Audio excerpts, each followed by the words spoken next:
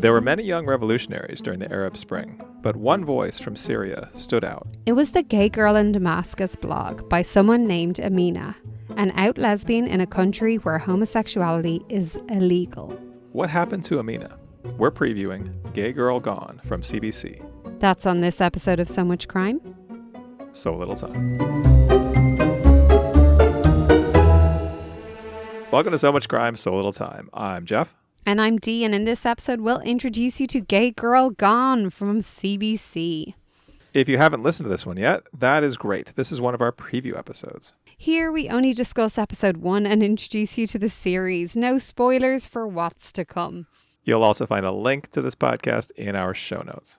In our next episode, we'll discuss the whole series, but right now, we just want to decide if this is a crime that is worth your time. Dee, before we decide that, I think we have to hop in the time machine. So this crime happened in February of 2011, a time we have visited before, but also in Damascus, Syria, a place we've never been before. Have you been to Syria? I've never been to Syria. Have you ever run a marathon in Syria? I have not. But Whoa. I would if the Add it opportunity to the rose. list. Mm-hmm. Yeah. Mm-hmm. All right, I'm going to start with a song. So we previously talked about February 2011 when we talked about the glitch pretty recently. And I did the number 1 song. I'm sure you remember. You don't commit all these to memory. No. Okay. It was Bruno Mars, a song called Grenade. Oh, yeah. Yeah. Mm-hmm. Okay. I don't think I got it. No, you didn't. But then we did some Bruno Mars trivia and you knew some of that. I'm going to talk to you about the number 2 song, which actually peaked at number 2. It only got to number 15 in Ireland, but I think you're going to get this. I have one fact about it. I really appreciate how you've continued to bring Ireland into your facts. I think I gave you shit about it maybe around episode 70-ish. Yeah, and you know, you've stayed true to your word on that. I appreciate that. I take a note. All right. If I was going to say, if there's one thing to be said about you, Jeff, it's that you take the feedback and you try to make sure that you implement. All right. My one fact, this is from a review, not of the song, but of the music video for the song. And this is from Billboard. When they were reviewing the video, actually, by the way, where were you in 2011? Were you listening to music in 2011? Yeah, 2011 was my end of teaching, college entry into teaching. The job market was shit. It was lots of substitute work. It was a whole thing. Yeah, that's where I was. Right, Dublin. But is the short answer. Was that what you were looking for? A location? Not like my life story? Did you want a short answer from me? I think you've come to the wrong place. I think you were probably listening to this song. I'm going to guess. Were you listening to Bruno Mars? Likely, yeah. Okay. You're probably also Is it something I would dance to or cry to? Or cry while dancing? Dance while crying? I'm going to say yes. I'm going to say Which one am I doing, though? All of the dancing, above. crying and dancing. Okay. I think this Happy is a tears cry. or sad tears? Okay, let's just get to it. Okay, sorry. Okay, again, this is Billboard reviewing the music video.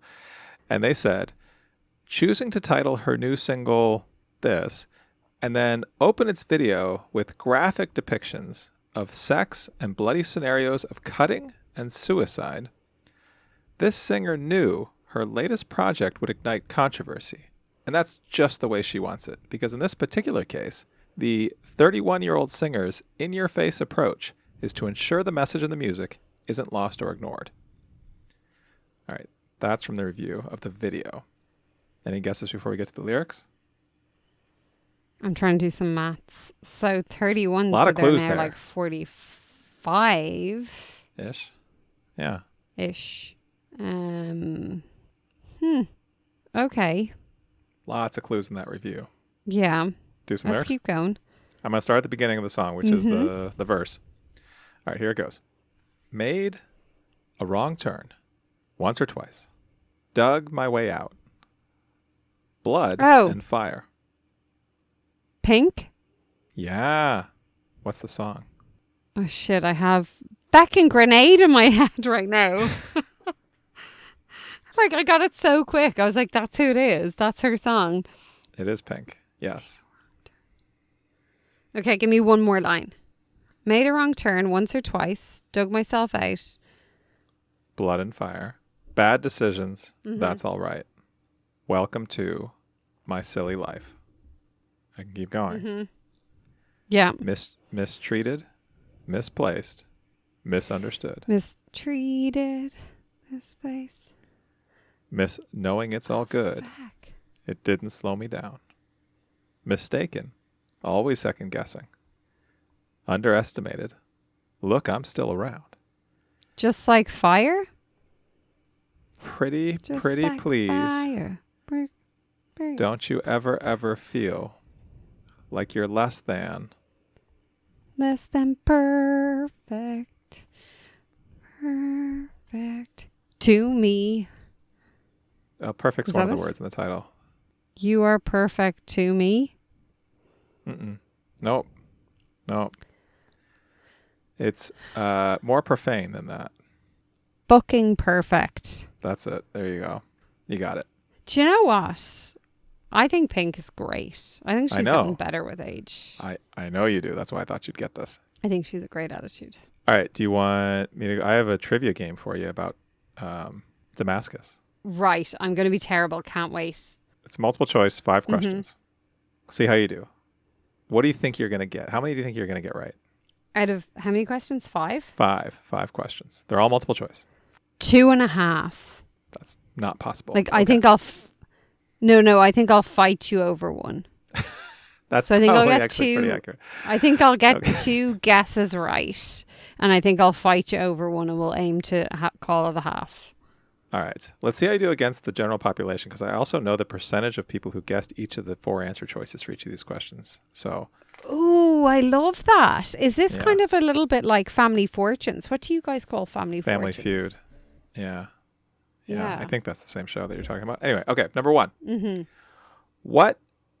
Actually, and so 5 questions, you get a bonus point if you know the answer before I even read any of the choices.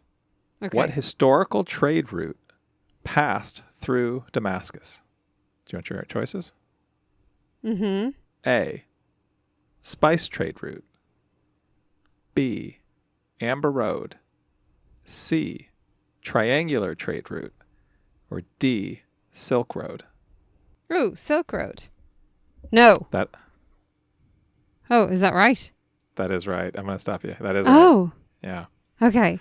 77% of people guessed that correct. Second most common choice, Ooh. which is wrong, is spice trade route, 15%. All right, 1 for 1. Here's the second one. What is the common nickname for Damascus? A, you don't know, right? No. Let me give you a choice. Okay. A, City of Jasmine. B, Pearl of the Middle East.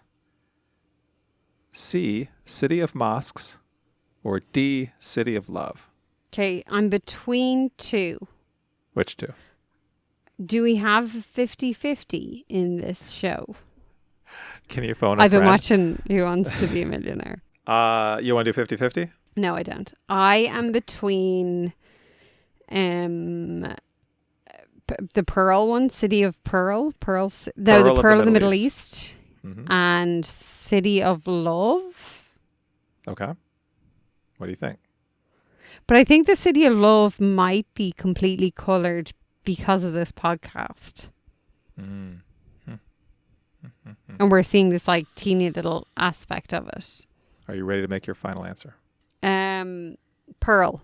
Pearl of the Middle East is incorrect. However, that is the one that most people picked. 47% of people thought that was the correct answer. Correct answer is actually Okay. City of Jasmine. Okay. All right. 1 for 2. Number 3. Which biblical figure was traveling to Damascus when he had a vision of Jesus? Choices? A, King David. B, Judas Iscariot. C, Saul of Tarsus. Or D, Timothy. Jeff. You were Catholic once. Yeah, know I you don't know know the if I story. have heard of any of those people. You have. Say You're their going to be names mad when you again? don't know this. King David. Judas Judas Star Iscariot. guy. Judas, I've heard of him. Saul of Apparently we Tarsus, don't like him. Yeah. and Timothy. Timothy Chalamet. I've heard of Judas because he wasn't kind to Jesus, and King David had something to do with the star. And honestly, I wish I wasn't that dismissive of someone who's probably the leader of Judaism. I'm gonna guess because there's a star after him. What you're gonna guess? King David? I'm gonna guess he had a premonition about Jesus. Yeah. A I don't vision of know. Jesus. Did King David? I don't know if King David was alive when Jesus was around.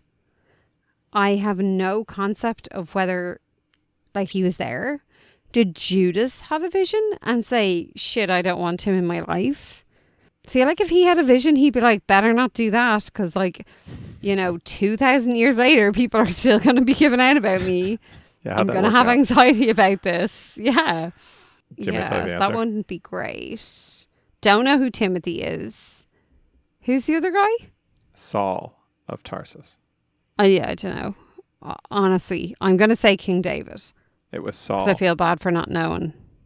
All right. Saul, who was he? became Paul because of that moment on that road to Damascus. The road to Damascus.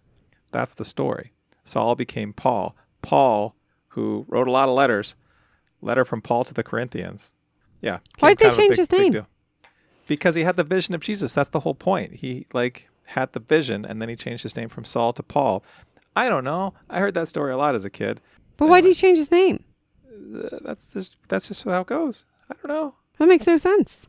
All right, some biblical scholars who are listening right now, leave us a comment. Enlighten us. All right, you're 1 for 2. You got to get these next, or at least 1.5. Can I just clarify? Have I offended all Muslims and all Jews now with my lack of knowledge of massive... That's a Christian one. I think it's a lot of people. Christians. Yeah. Well, no, King All right. David. Okay, let's And the Christians, shite, Jeff. Although I don't know, do they listen? But anyway, let's Sorry, see lads. if you can let's see if you can offend all botanists with this next one. okay, I'm on it. All right, this is 4 of 5. Which type of flower is Damascus historically famous for growing? A, roses. B, tulips. C, lotus. Or D, poppies. Lotus, I would say, would be more related to Buddhism and maybe Thailand area. Yeah, lean into that. That's a good instinct. Okay. We've got tulips from Amsterdam. What's the other one? Poppies. Poppies and roses. Roses. That is correct. That is correct. Yeah. However, only 41% of Excellent. people thought that was correct, but that is the right answer. All right, you're 2 for 2. All comes down to this I told you. See if I you told get a you half we're point. going to have a fight. All right. Last question. Which world record does Damascus claim? A, the hottest city in the world. B, the city with the most minarets. C, Sorry, with the most what? minarets. The thing on the top of a Dictionary mosque. definition. A minaret is, according to the dictionary, a type of tower typically built into or adjacent to mosques. They are a landmark and symbol of Islam's presence. They can have a variety of forms, from thick, squat towers to soaring, pencil-thin spires. It's kind of a symbol you associate with a mosque in the same way you associate with a cross with a church. Okay. Okay. All right. So we've got minarets. City with the most minarets. Hottest city in the world was A. City with the most minarets is B. C is oldest continuously inhabited capital city. And D is largest population of Muslims. Ooh. This is your chance to offend Muslims. Thank you.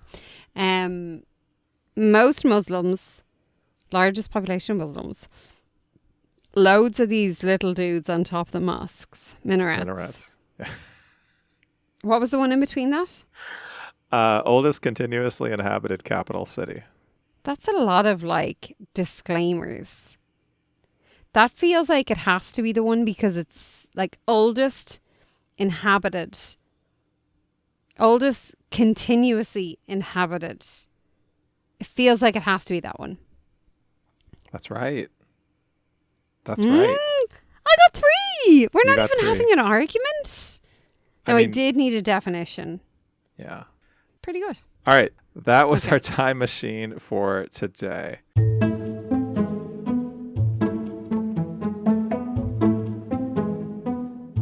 All right, Dee. Hey, before we get into talking about this episode, I have something very special to share.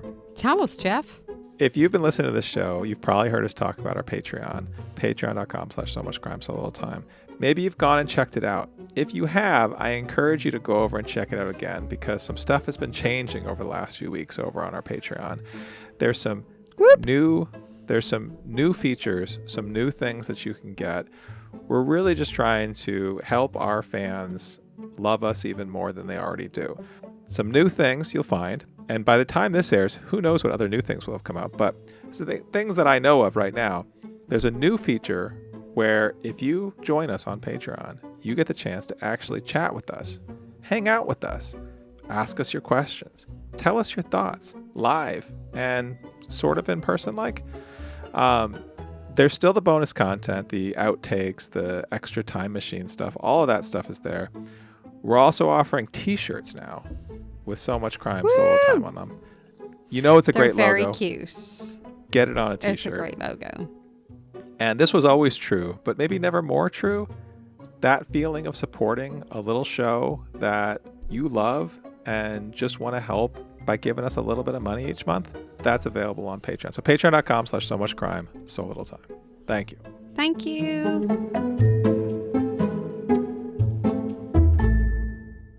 All right, Dee, let's talk about this podcast. So this podcast came out in 2023, near the end of 2023. Our host is Samira Mohyeddin. There are 6 episodes. Most of them are about 30-ish minutes, although the last one is almost an hour long. But overall, pretty short. Tell us about episode 1. Okay, so story in episode 1. It's early 2011 and there are uprisings in Libya, Egypt and Syria and other countries in what's known as the Arab Spring. We meet Sandra Bagaria, a Muslim lesbian woman in Montreal. Sandra connects with Amina Arraf on a dating site. It turns out that Amina is actually in Damascus in Syria. And they start to converse back and forth, build a connection, build a relationship. And Amina then decides to start a blog called Gay Girl in Damascus. Obviously, at the time, not the done thing to out yourself. Homosexuality is illegal at the time in Syria. She has a photo of herself on the blog. Sandra is quite scared for Amina. It's a whole thing at that time. We also meet Danny Ramadan, a gay man from Damascus. He and his friends also follow Amina's blog. All right, Dee, let's talk about this. So, yeah, let's jump in. Jeff, I'm going to go first to the first 4 or 5 minutes here when we are hearing from the host Samira and Samira. There was something so natural. There was some way that she managed to convey the story, but as if she's just speaking. Obviously there's a script. Sure. But I don't know. There was one particular piece that really conveyed some feeling, and she was like, I can't remember the sentence in particular, but she was like, you there was like a stumble over the word you, and she was like, you don't, like, you don't know, like you don't know. And it was just this, it was as if you're speaking to someone who's very emotional, who can't fully get their words out because it's nearly getting caught in their throat. Does that make sense? Those Yeah. first few minutes really felt she was presenting the story, but there was emotion there that was just very tangible, that I could really feel. I was straight away, I think I texted you and said, you text me and said, I love this. I've just started and I love it. And I said, I'm 4 minutes in and basically I'm obsessed. Yeah. And it was very interesting because we don't usually do that. No, I think that's a good place to start, because I think there's a lot of feelings in this podcast. This first episode is only like half an hour long, but we get like strong emotional connections to multiple people. Some pretty, I don't know, just like a lot of feels going on in this one. And yeah, like even from the host from the start, it just kind of connects. So she is Muslim. She is a lesbian. She is dealing with what that is like in Canada at a time. And then like we keep we pivot a couple times to these other stories that I sort of immediately just like resonated with me. And I felt like a strong kind of emotional connection to like Sandra, like so many parts of her story. Like, so she's in Montreal in Quebec. It's winter. She's been single for like a year. She's just lonely. Like she's just like, it's so kind of sad and emotionally resonant. And we hear about her connecting with Amina and finding this person. And then we pivot over to Danny. And we get Danny's like whole story of being a kid and being obviously gay, and then his dad being kind of abusive and kicking him out. But then he finds this trans woman who acts as a mother and can trace sort of this lineage of mothers back to like 1915 of these supportive people in like the LGBT community in Syria, where it's, yeah, like you said, it's illegal, right? Like it's illegal even in 2011 when this story is taking place. But going back 100 years, there's just so much going on in such a short space. I don't know. It's a lot, and it was all, I thought, very compelling. Extremely compelling. And the story, I think, benefited so much from Danny's voice. Yes. And Danny's story and putting it out there. I think we've actually mentioned the twist that will come in this podcast. Yeah. In one of our other podcasts, we couldn't exactly pin down which one. We have a couple in mind that I think we thought we mentioned this story in. I don't want to mention them in case we give it away. I don't want to create any spoilers, but I felt like the idea of having Danny's perspective, Danny's life, because I actually don't know what pronouns Danny uses. So to have Danny's life and Danny's perspective running nearly in parallel to Amina's is really interesting, to Amina's blog, and what we're hearing about Amina and Sandra and their interaction is very interesting, but also particularly towards the end of episode 1 and the different approach that Danny and Amina take to the uprising, whereas Danny says, we were cast aside. People are ignoring us. Nobody cares about us because we don't make it a thing. We hide away in my apartment. We have our safe space. We love that space. And we're okay with that. And Danny basically says, when they're out, it's head down and move forward. Mm-hmm. And that is so kind of stark and different to the approach that Amina is taking, which seems to be, well, fuck you all. Here is a blog. I'm out. I'm gay. I'm a lesbian. I'm in this country. I'm a Muslim, and this is my picture. And I don't think you can say one is like the right approach at all. I just think it's a really, it adds to how compelling and how the nearly the depth of the podcast. I think the podcast is, without any production, is deep just in having those two stories side by side. I think that's true. I do think you're projecting a little bit onto the Amina side of the story from what's actually in this first episode. I think we know more about what's coming than we sometimes do with these podcasts because, her story has come up before for us. But I actually was surprised. I listened to this episode a second time just to try to hear for it. Sometimes you've challenged me with the question of like, where's the crime? And other than the fact that these people are to some degree violating a law in Syria for being gay, there's no, like, the crime at the center of this podcast is nowhere in this first episode. No. It's not even like really even, I think, alluded to.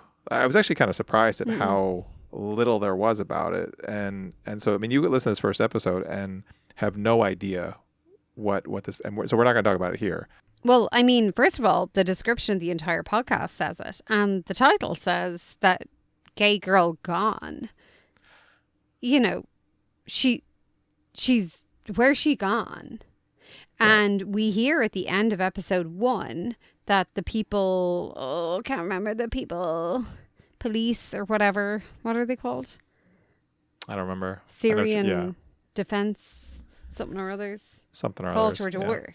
Yeah. Yeah. So she's going somewhere. So is that the crime? We don't know. I think we can safely assume, Jeff, that if her voice is being read by an actor, that there's a reason for that over Danny's voice being read by him. Yeah. And I don't want to dwell too much on that point. I just think it's interesting in the context of other stories we've heard. And this is, I think, a very kind of differently told episode 1. And the other thing that I think you alluded to at the beginning that I want to come back to is something we've, I think, criticized other podcasts for that I would not, like the converse is true here, the authenticity of the host in relation to the story. Oh, I know. Right? Like there is this commonality between the host and Sandra. There is this sort of like this intersectionality that's going on that I think lends such weight, like such gravity to what's being told here, that I think that just makes it so much more compelling. Absolutely. I mean, the host, Samira, said that Amina, she was my unicorn. Yeah, that's the name of the episode, the unicorn. So she was the one I looked up to. She was my unicorn. And then obviously Sandra is becoming so obsessed and like is in a relationship with her. There's sexting, there's, poems been written. There's all of this back and forth. And it's just so intense. Yeah. And for someone who is lonely, in particular, I mean, maybe for anyone, but for someone who's lonely, it's going to be something that I think will always go kind of bring it to a different level. Going back to the fact that you and I both know something about this podcast that is not alluded to in episode 1 or about this story. Like, I wasn't expecting the first episode to be structured the way it was, so there was a lot I learned from it. But there is something about this story that we're not going to talk about yet because we are both aware of it. I kind of wanted to get your insight into how it's coloring your thoughts on this podcast a little bit, because just to throw it in here, as I was listening the first time, I kept forgetting what had happened, and maybe this is a better conversation to have in the recap. Oh, but I did. I didn't. Yeah. Jeff, I did you not? Which is funny. I kept being pulled. I kept being pulled into this, into one direction, and being like thinking something, and then being like, oh shit, no.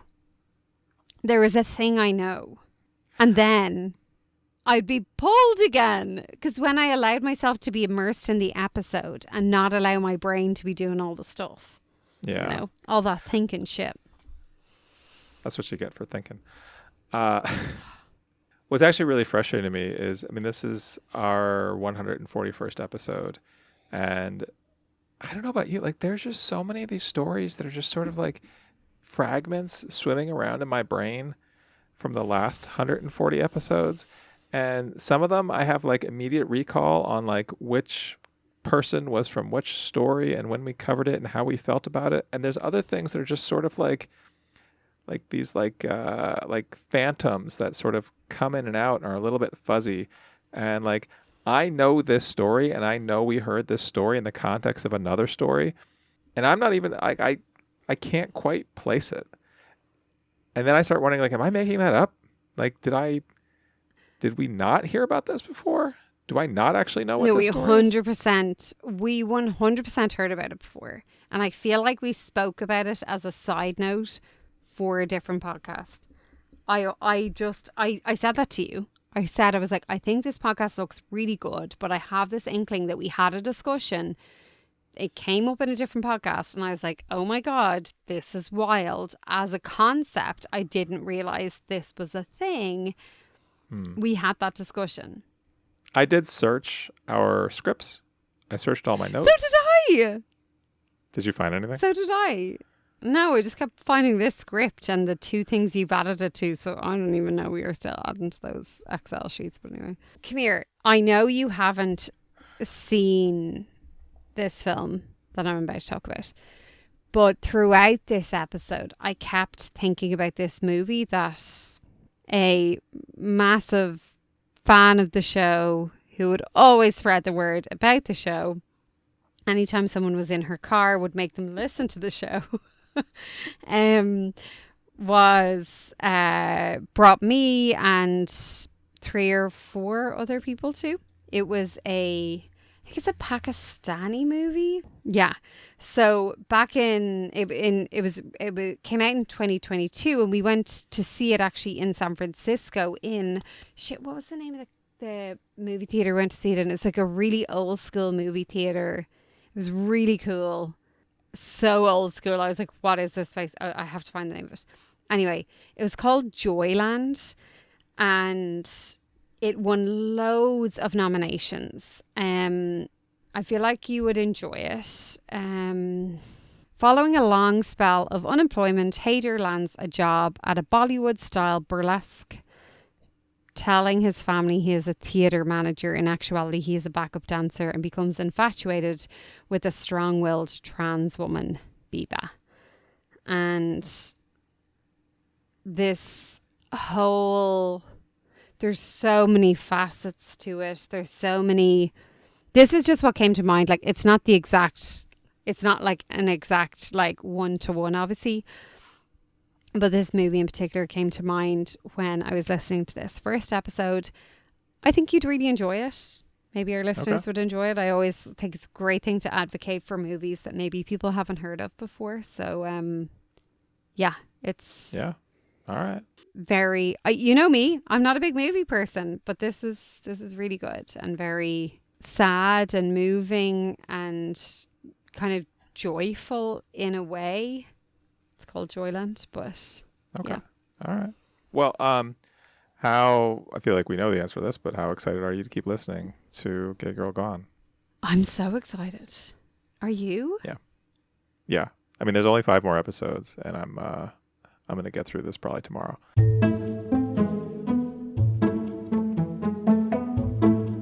Don't forget, if you have heard of Gay Girl Gone or you'd already heard about this story, come tell us about it. Leave us a comment on Instagram. Our Instagram tag is in the show notes. Rate us on Spotify and don't forget to tell a friend.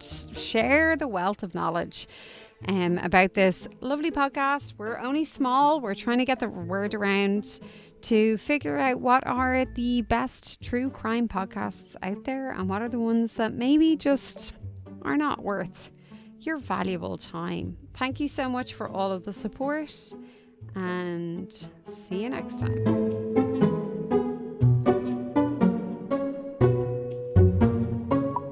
All right, Dee, next time we got some questions. First up, what happened to Amina? And what about Danny and Sandra? We're going to recap all of Gay Girl Gone. That's on the next So Much Crime. So Little Time. So Much Crime, So Little Time is a production of MimeGov Media. The executive producer is Paxton Calariso. Our associate producer is Blythe Ty. Theme music was composed by Vyacheslav Starostin. If you haven't done it yet, please subscribe to this show in your podcast app. Don't forget to give us a 5-star rating and a review. Even better, tell your friends. To join the discussion, look for us on social media. Check out the show notes for all the links. Thanks for listening.